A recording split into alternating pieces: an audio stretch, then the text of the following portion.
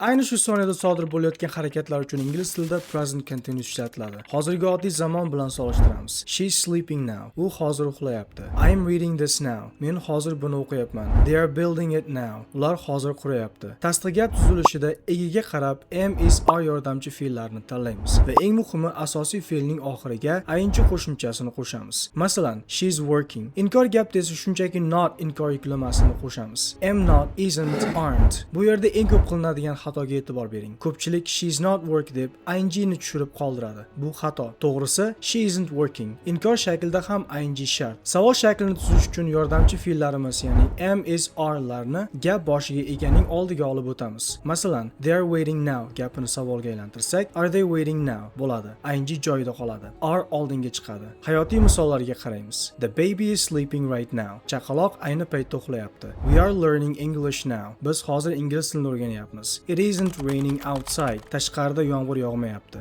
Diqqat, e'tibor bering. Ingliz tilida holat fe'llari degan tushuncha bor. Hozir bilib turgan bo'lsangiz ham I am knowing this deb bo'lmaydi. Chunki bilish, sevish, tushunish bu harakat emas, balki holatdir. Shuning uchun ularni faqat present simple da aytamiz. I know this. Know, love, believe, want kabi fe'llarga ing qo'shilmaydi. Endi esa navbat sizga. What are you doing right now? Ayni paytda nima qilyapsiz? Present continuous ishlatib, javoblaringizni izohlarda yozib qoldiring.